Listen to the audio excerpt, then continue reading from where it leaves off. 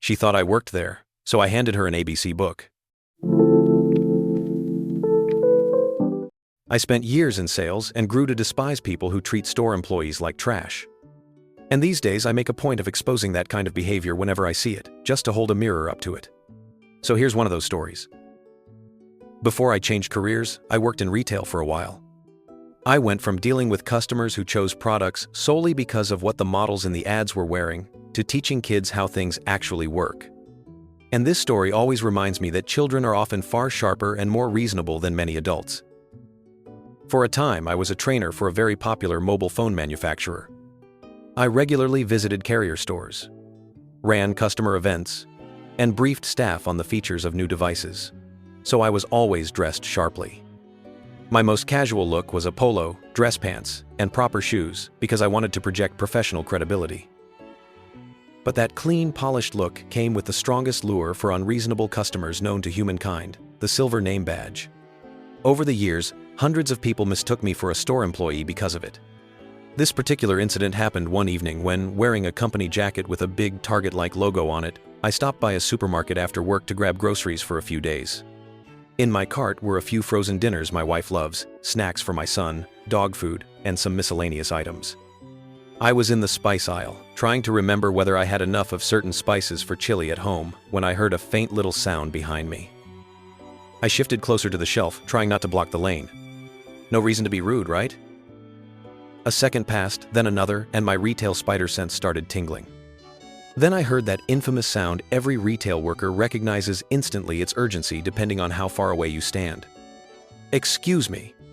I turned and saw a woman in her 40s, desperately trying to pass for her own daughter leggings, fuzzy boots, a blouse unbuttoned in strategic places, and massive sunglasses acting like solar panels for her hairstyle. "Get me a manager," she snapped. My plea for mercy, hoping she'd notice her mistake on her own, came immediately. I eased my cart aside and gestured down the aisle. Sorry, didn't realize I was in the way.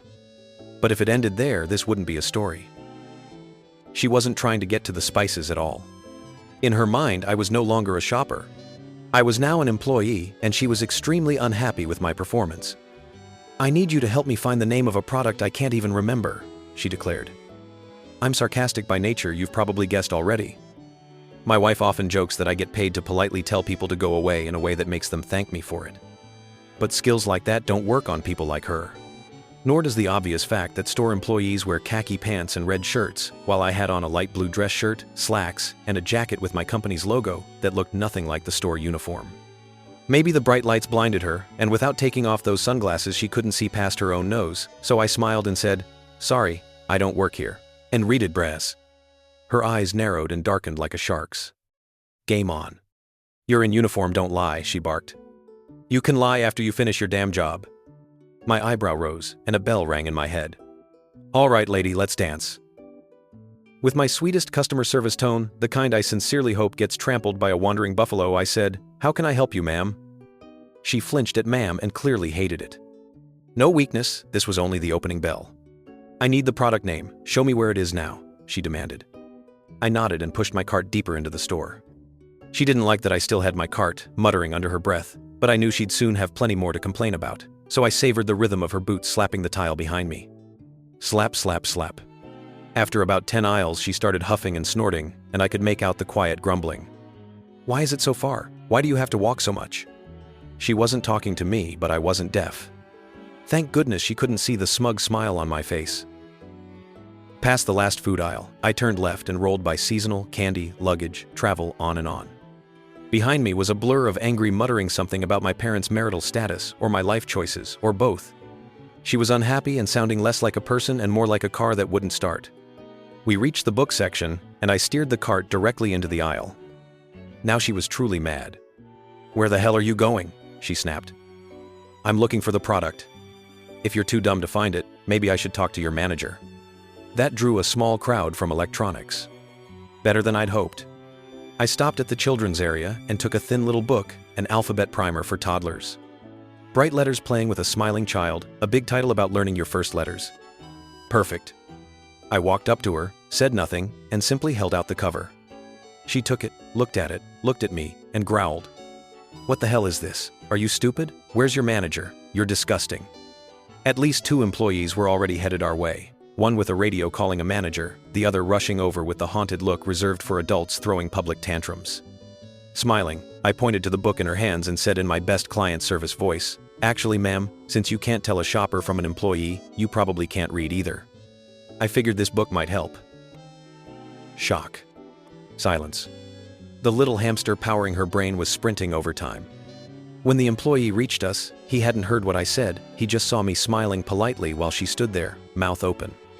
"Hello, how can I help you today?" he asked kindly. She exploded. She threw the book at me and screamed, "How dare you talk to me like that? I want to see this man's manager right now, he needs to be fired." Oh no, she still hadn't realized I didn't work there. Maybe I should have started with an even simpler book.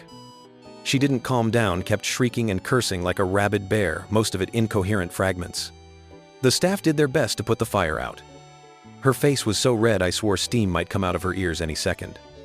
Somewhere on the radio, someone was clearly praying for either a manager or a priest. I stepped back from the flailing limbs, calmly waited, and texted my wife that I'd be late, told her to prepare for a good story when I got home. She replied instantly because she knows me, "What did you do this time?" I adore that woman. When the manager finally appeared, apparently they were out of priests. He pulled the woman aside and tried to calm her down. The employee next to me stared and asked, "What happened?" Not wanting to ruin the finale, I kept a straight face and murmured, "Isn't it obvious from her hairstyle?" Big mistake. He snorted, tried to hold it, and failed. She heard the laugh, switched from wailing to complaining, and then shot back into rage again. The manager even let out a tiny strangled chuckle he tried to swallow, which only made her angrier. She started marching toward me, jabbing the air with $2.99 nails like talons she wished were actual claws. The manager raised a hand and said steady but firm, "Ma'am, you need to calm down or I'll have to ask you to leave." She revved up, bellowing threats, and finally raked an entire shelf with her arm, knocking almost everything off while she yelled at him. That's when I knew the next step, she wasn't just getting asked to leave. She was getting the special escort. 2 women from apparel arrived, bless them, took hold of the fury, and walked her toward the exit. The laughing employee returned and escorted me back toward groceries, saying she was being detained and would be banned from the store. We joked for a minute about how astonishingly foolish people can be. A few minutes later I paid and headed out just as 2 tired-looking police officers were walking in. I left with a smile on my face. Moral of the story, kids, don't dump your issues on random people and assume anyone has to swallow your nonsense. You never know who you're dealing with. Story 2. A woman mistook my parents for store employees, then stepped on my mom's service dog's tail. We were getting ready for a week-long whale-watching trip and needed supplies, so we hit the supermarket to stock up. First, what we were wearing. My mom wore a blue short-sleeve dress with white flowers, and her service dog was in his vest with all proper identification. My dad had on a gray button-up shirt and black pants. I wore blue jeans and a green t-shirt that read, "I'd make a Zelda joke, but I don't want to exert myself." The service dog, let's call him Pup, was in his vest and on duty. When we entered, my parents went one way while I went to grab sunscreen and a few small items. We planned to bring our own food because the prices at our destination are ridiculous, so this part is mostly from my parents' perspective. They were in frozen foods comparing mozzarella burgers and barbecue burgers. They heard the classic, "Excuse me," but kept reading labels until Pup tugged my mom's leash to get her attention. He wasn't trained to do that, he's just smart. Mom turned and saw our Karen. Karen started asking my mom where some item was located. Mom said she didn't work there. Karen got angry.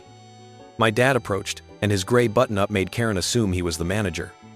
I wasn't there for the start, but as I headed back to find them, I heard Pup yelp the kind of sound he never makes, and I ran over. Mom was already comforting him. His tail had a small cut with a bit of blood, and she was trying to clean the wound.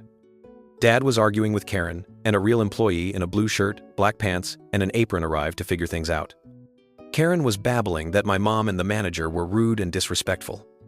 The employee tried to explain that we were customers, but of course she wouldn't listen. I pulled the employee aside and asked for the actual manager, then walked up to Karen. I run tabletop role-playing games, so I'm decent at improvising. "What's going on here?" I asked. "Who are you?" she shot back. "I'm the manager." "What exactly are you doing?" My dad looked at me, confused, about to say something, but I signaled him to let me handle it. Karen eyed my goofy shirt and snorted. "You're not a manager, you're just some kid." "I'm 29, I said. So what exactly about my parents made you think they work here? She stared at them, gears grinding with visible effort. Dad went to help Mom, she doesn't handle stress well. Now that you're listening, I said, what happened to Pup? Karen laughed and said, I don't know. He's a trained service animal, probably worth more than you make in a year, I said. I need to, she started. No. You're staying right here until the manager arrives. Pup is injured and I want to know what happened. She stayed put, nerves probably. About 10 minutes later, the manager finally showed up with 2 police officers someone had called. Karen tried to defend herself, but all the swagger she'd had with my parents evaporated on the spot. The manager later confirmed that Karen had stepped on Pup's tail when he moved between her and my mom to protect her. He sat right in front of them and tucked his tail to the side, which on camera made it look like Karen had kicked him. I saw red, but I let my parents handle it. They filed a report. The manager personally paid for our groceries, apologized, and said he should have banned her a long time ago. When we got to the van, I broke down crying. I'm not a confrontational person. Seeing Pup hurt, my mom crying, and my dad ready to slap Karen, I snapped and got scared of what I might do if it escalated. Thankfully, it didn't come to that. Mom stayed home with Pup that day while Dad and I ran errands. She was still shaken and didn't need more stress. Thanks for reading, and sorry if this is jumbled, I needed to get it out. It helped me calm down. Court should be after our trip. Edit, Pup is at the emergency vet now. I'll update with more info when I have it. Thank you all for your support. Update 1, Pup will be physically okay. The vet said the cut is shallow and should heal fine.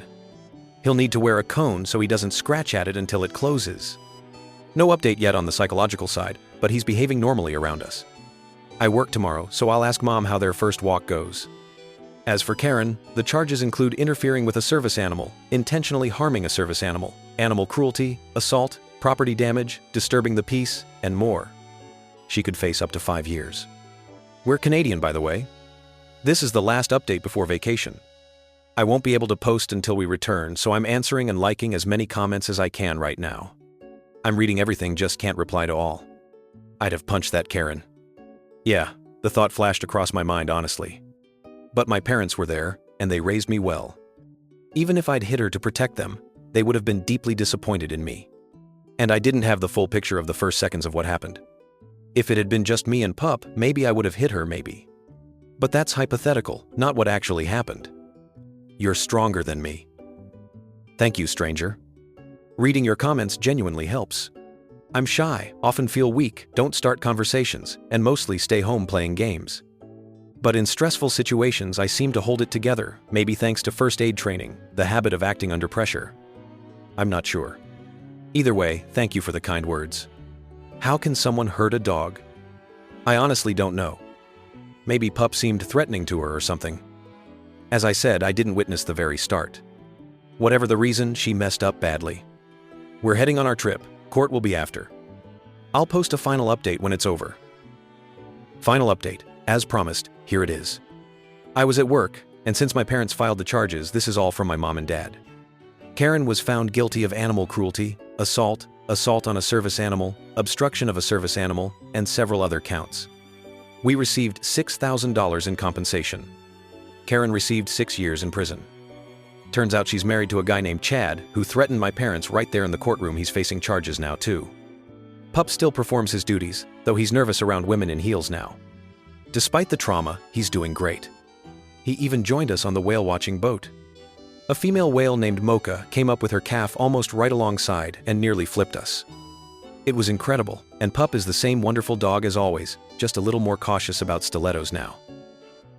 Moral: when pride shouts and empathy whispers, choose empathy. Respect workers, read the room, and remember that service animals are working partners with lives and jobs, not props for your mood. If you can't be kind, at least be quiet. To everyone watching, have you ever been mistaken for an employee or seen someone abuse retail staff or a service animal? What did you do in that moment, and what do you wish you had done differently?